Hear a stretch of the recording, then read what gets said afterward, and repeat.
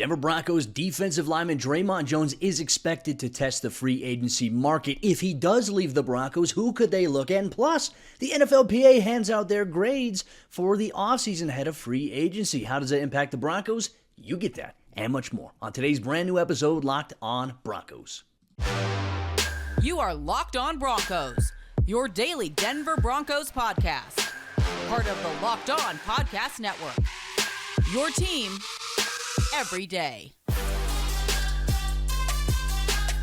What's happening, Broncos country? Welcome into a brand new episode, Locked On Broncos, your daily Denver Broncos podcast, part of the Locked On Podcast Network, your team every day. Just want to say thank you so much to everybody in Broncos country for tuning in and making Locked On Broncos your first listen of the day. Every single day you can get this podcast free and available everywhere you get your podcasts in audio format, or whether you want to watch us, you can watch us on YouTube every single day. Do us a favor, hit that subscribe or that follow button down below so you never miss out on a day's worth of Broncos news, content, coverage, and more every single day, all year long. I'm your host, as always, Cody Roark, Broncos reporter from Mile High Sports. Joined alongside, as always, by my co-host, Sayre Bedinger. He is the site expert, predominantlyorange.com. And, Sayre, as we get deeper into the NFL scouting combine, free agency is now officially 2 weeks away from kicking off, and it's going to be a wild ride. We'll have you covered every step of the way here. Locked On Broncos. Denver could risk the possibility of losing out on Dre'Mont Jones, who is expected to test the free agency market, according to Broncos GM George Paton. Well, yeah, and we heard this from an exclusive interview that he did with our friends Ryan and Ben over there at 850 KOA. Just a really great interview with some great information. I'm sure we'll have some more to talk about regarding what George said about guys like Damari Mathis in that interview as well. But for now, Dre'Mont Jones, he really is the focus for the Denver Broncos. He's the team's best free agent, and he is going to hit the market.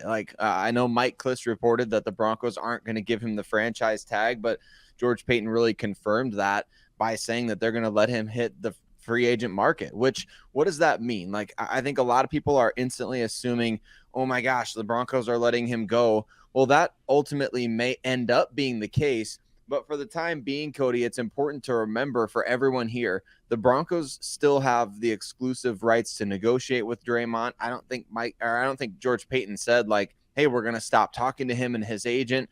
Nothing like that. I think that you have to also remember too, that legal negotiating or legal tampering period, right? That really kicks off free agency for a few days.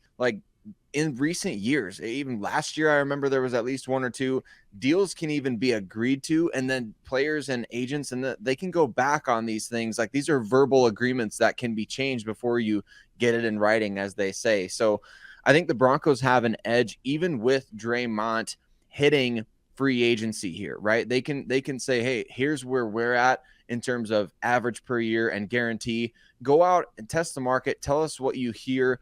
Come back to us and see what we can do. That's kind of where I feel things are at, but maybe that's an optimistic view of things. I mean, it could be, right? And that legal tampering period you're referring to begins on March 13th and leads up to the new league year on March 15th, when everything becomes official at 2 o'clock p.m. Mountain Time on that day specifically. You do run the risk of losing a guy like Dre'Mont, right? And I think you always have to look at everything from a 30,000-foot view, right? So for Dre'Mont, while he loves Denver, I think he's been very vocal about just being frustrated. They traded away Bradley Chubb, who he was very, very close with. And I think he wanted to get extended last year. A couple years ago, we saw Cortland extended, Tim Patrick extended. I think he wanted to be that. But because how the season was going for Denver, I could understand maybe why the franchise didn't extend anybody for that matter. But I do think that the positive note of talks going well with his agent, I think that has to remain at the forefront. Dre'Mont wants to do it, but as you mentioned, it gives him the opportunity to hear from other NFL teams. And at the end of the day, for Dre'Mont, I think it's going to boil down to how he feels about, maybe the money, the guaranteed money he may be getting, or maybe if there's a better environment for him that he feels like he can go there and thrive. I mean, that's always a possibility. Keep an eye on the Carolina Panthers with Ejiro Evero, even though their defense is already loaded. Keep an eye on the Miami Dolphins with Vic Fangio, who played a part in drafting him. So I think when you look at all these circumstances, anything is on the table. But as you mentioned, the Broncos have the opportunity to say, okay, this is what these guys are going to offer you. Here's what we will do. And I think it's a great negotiating tool, but how many times have we seen players get frustrated when you place the franchise tag on them. So I think that for George Paton not doing that, I think that, okay, hey, they're not going to just force me to sit here. Like, I'm not going to play on the franchise tag, but I don't have to go through that here in Denver. To me, that's a sign of good faith negotiating by George Paton.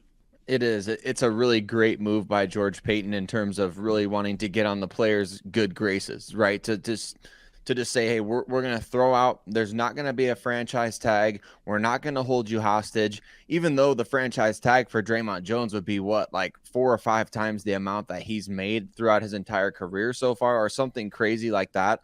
So that's life-changing money, absolutely, to get franchise tagged. But George Paton's like, you know what? You could get 18, 19, almost 20 million guaranteed with the tag, but I think you could maybe get 30, 40 million guaranteed as a free agent.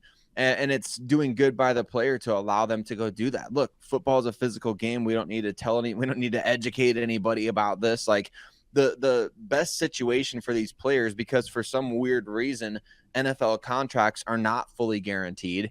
The best situation for these players is at the age of 25, 26 years old, you get the biggest guarantee as you possibly can. And that's why I think you see a lot of times, like, people maybe don't realize this, but like places where there's no income tax, right? Like Texas, Las Vegas, the Florida teams. That's why we see a lot of free agents flock to the Jaguars or the Dolphins or, Houston Texans or whoever it may be. You see these guys kind of flocking to those places because it's not only they can get a massive guarantee from these teams that are constantly looking for talent on their rosters, but also like you get a bigger piece of that pie, right? And I think that's reasonable to do if you're these players. And so I do see, Cody, I see a reunion with Vic Fangio and Bradley Chubb in Miami as a very, very realistic, very plausible option for Dre'Mont Jones at this point. And I think that that's good for him, right? I mean, that would be a great situation for him, but it certainly leaves the Broncos kind of in a position where, hey, we did the right thing. We didn't hold the player hostage. We were going to make him a competitive offer, and he left anyway. So what do we do next? I think it's a great question to ask, and I want to bring something up here, right? Because far too often when a player's contract is expiring, we see this from fans, and I always want to encourage fans to take a step back for a minute.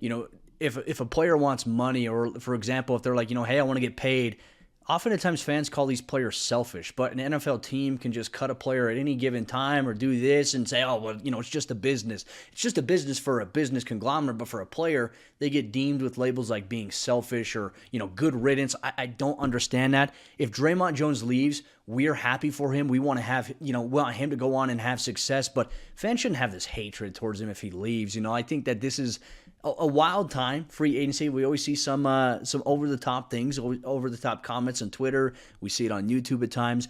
Whatever Dre'Mont's going to do, it's going to be what he believes is best for him, which at the end of the day, if any of us are in that position, we're doing the same exact thing. We're going to do what's best for us.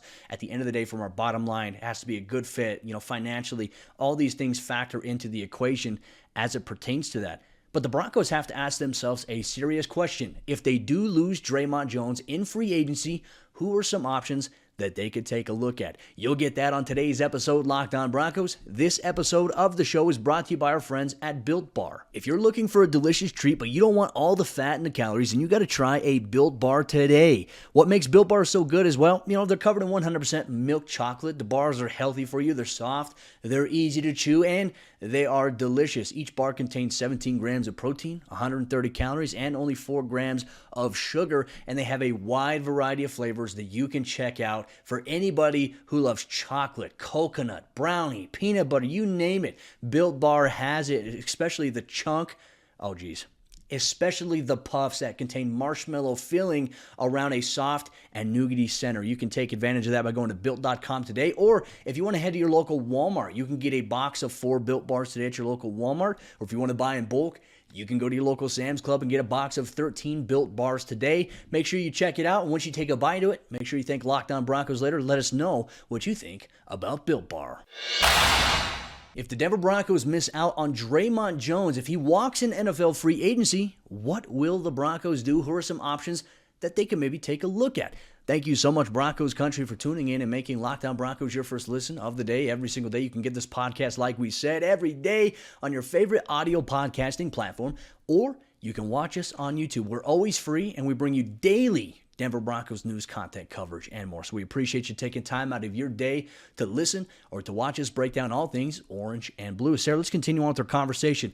Let's throw out a hypothetical here, right? Let's just look at the Broncos situation this offseason without Dre'Mont Jones. If he were to leave in free agency to go to another team, what will the Broncos do? Because you and I have said it. We've had these conversations on this podcast.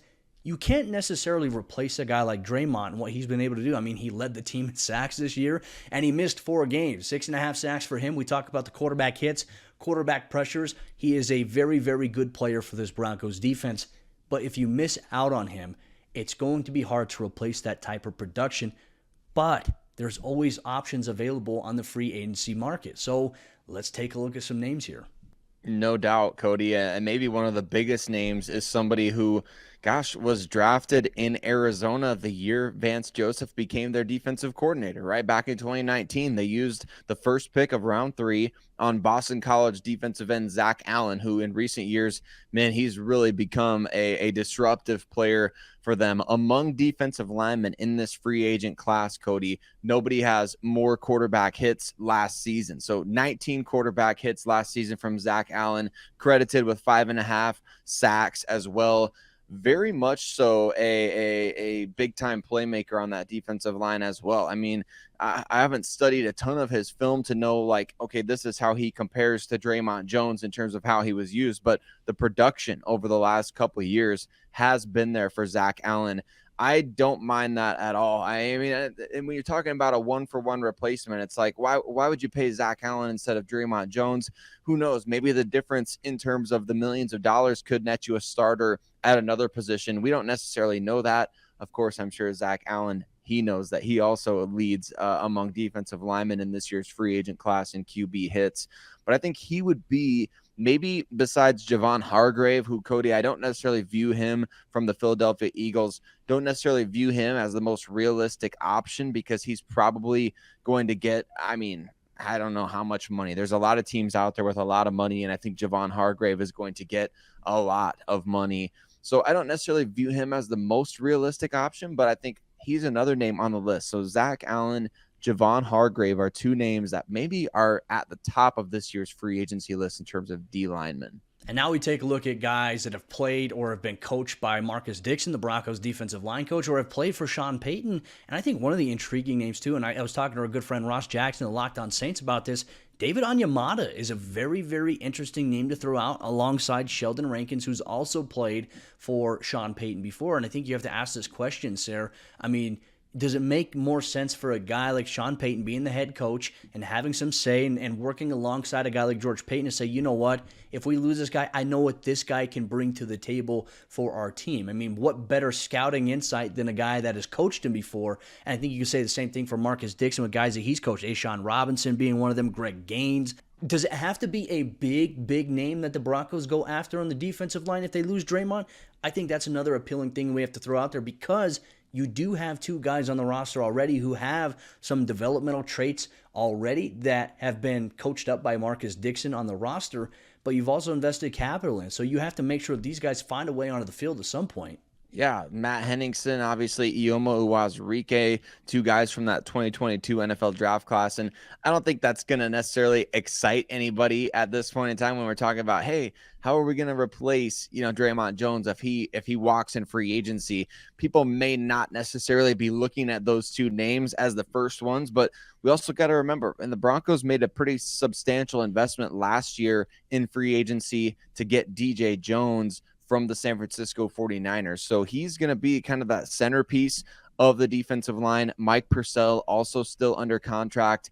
But I think there's something to what you're saying there. Even if the Broncos do bring back Dre'Mont Jones, maybe we see somebody like a Greg Gaines come in, or Ashawn Robinson, David Onyemata, something like that. Another name that I like, Cody, and I would love to see the Broncos steal from some division rivals here, Colin Saunders. He played really well for Kansas City this past season. And to be honest with you, he has some big time pass rush traits from that interior defensive line. Really liked him coming out in that 2019 draft class as well. And my personal brand of free agency is to get the guy that it's kind of in line with what the Philadelphia Eagles do, to be honest with you, is get the guys who are younger, 25, 26, maybe 27 years old, that you could really say, hey, this is a building block for us for a couple of years, instead of somebody who may be on the other side of 30, like myself personally, who you would be like, I don't know how much are you going to get out of a guy who's 31 years old, who's played all these snaps. That's my personal brand. So I tend to look at these younger guys like Colin Saunders, another guy from the Saints, Shy Tuttle is out there, who's a younger guy. Those are names that I would look to say, hey, in addition to guys with coaching connections, my preference would be younger free agents at these positions. But then again, I mean, sometimes you can't replace what a veteran can bring to the table. I mean, who's saying no to a year or two of Fletcher Cox, for example, another free agent who's out there this offseason? So, I mean, those guys can make a big impact on your roster. And what do we know about Sean Payton? I mean, he's here to win, Cody. He's in Denver to win. And I don't think he's going to really take any cutting any corners to get there, right? So I think all of these players that are available, young or old, on the defensive line, especially if Dre'Mont walks, they have to be all considered. From a philosophical standpoint, too, I think we also have to look at the window that the Broncos are in, right? You made this strong investment in Russell Wilson to have a quarterback that can help you win games, and the defense has always been a good part of what the Broncos have done in the last 6-7 years.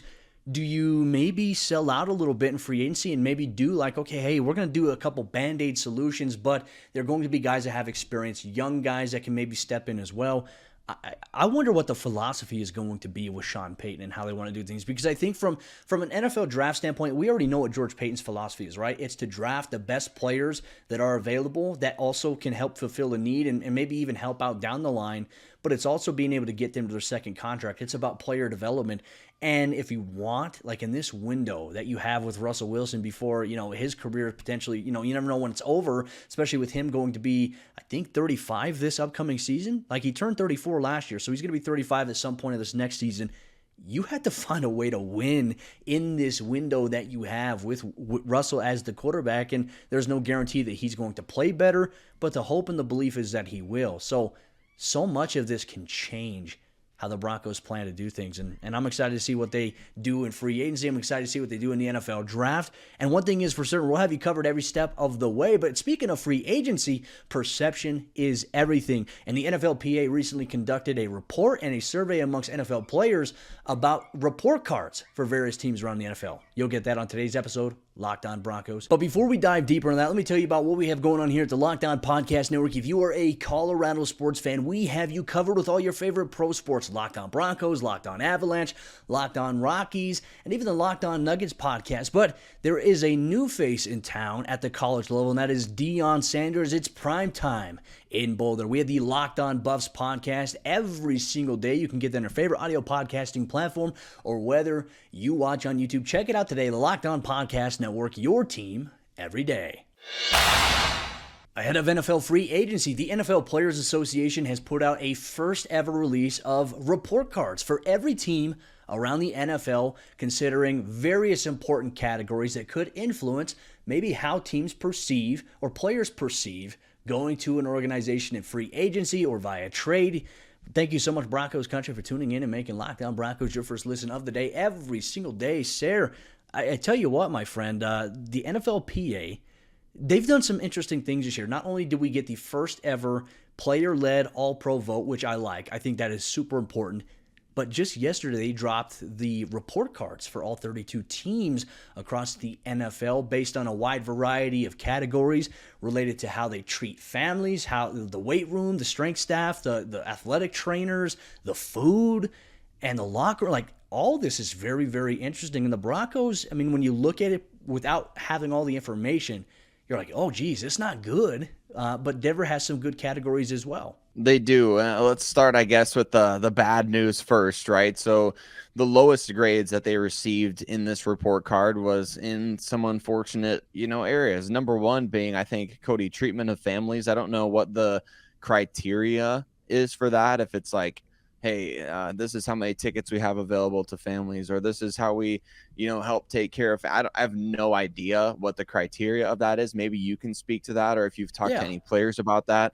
But that was one of the lowest grades, a D or worse on all of these categories: treatment of families, food service / nutrition, and then locker room. So I don't know if locker room is referring to their day-to-day locker room at the facility or the Sunday locker room at the stadium, or both.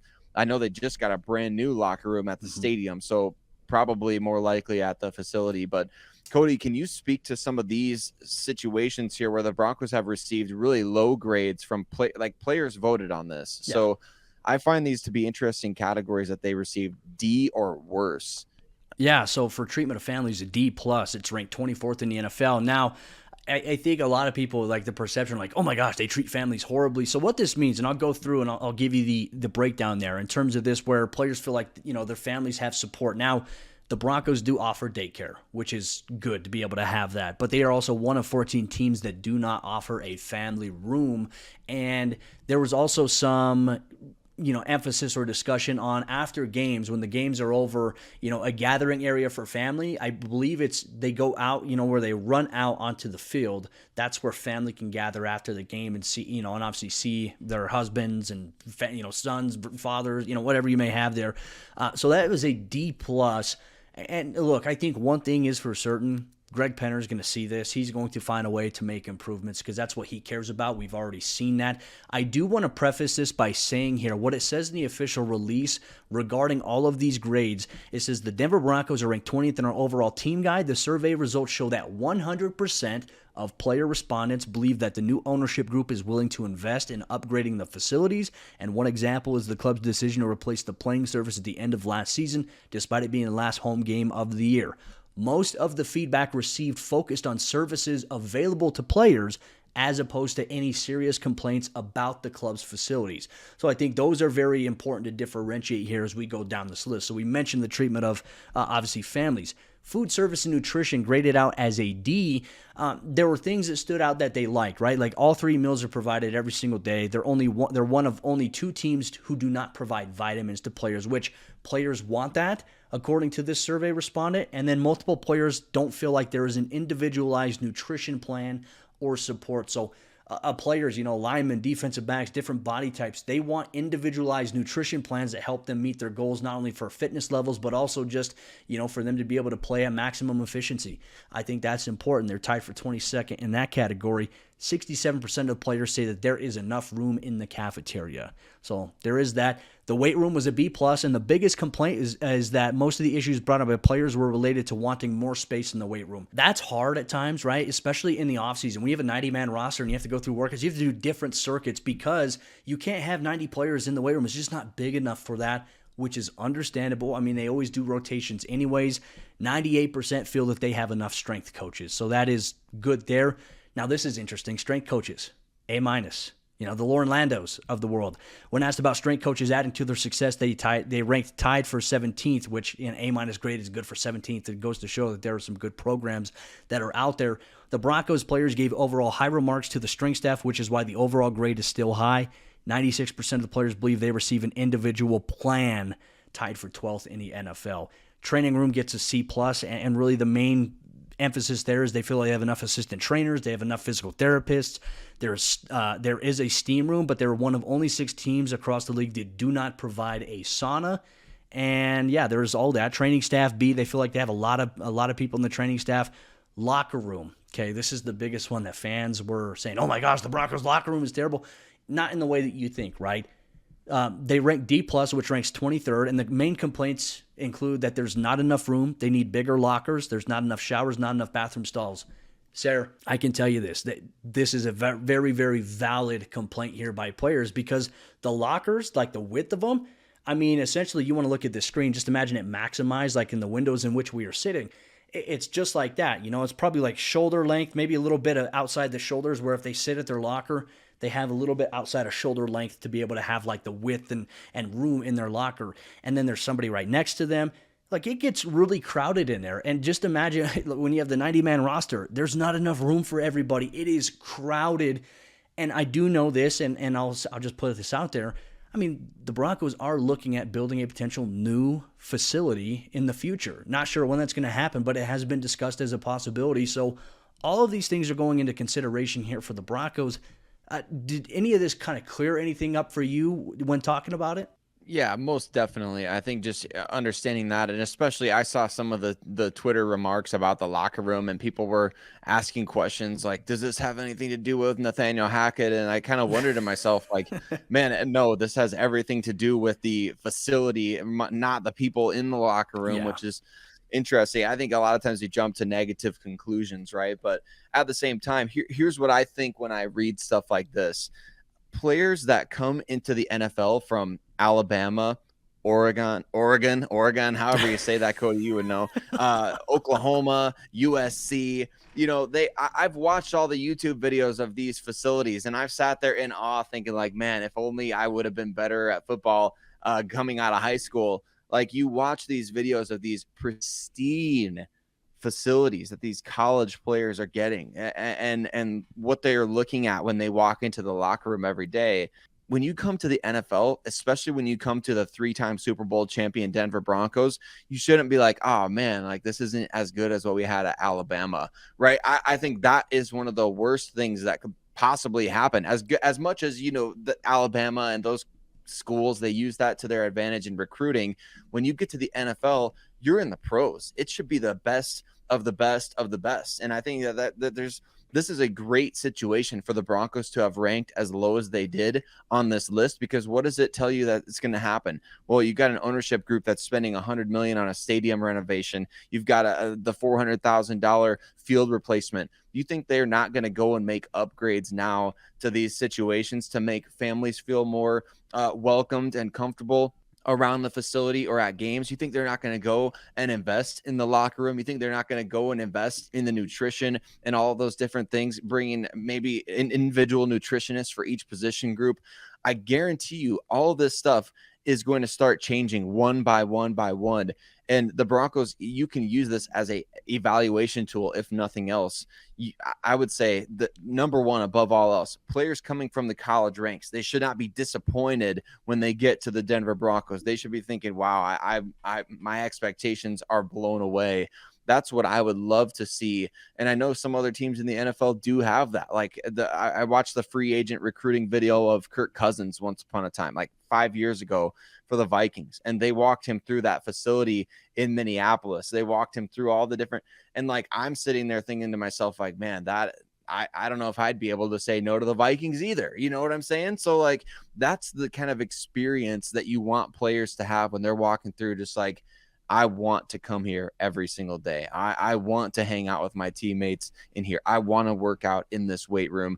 That's what you want if you're the Denver Broncos. I also think it'll be a good gauge and a measure for Broncos fans of new ownership. I think that Greg Penner will do anything he can to improve the experience. Look, we've seen it. Like you mentioned, the steps that he's taken. I think this can be a very, very good thing for the Broncos next season. I'm eager to see what the report card says next year when this comes out, because it seems like it's going to be an annual thing. And look, it could be worse. The Washington Commanders received absolutely terrible grades. The Arizona Cardinals would literally charge their players to have food. It'd be payroll deductions for them to have their meals.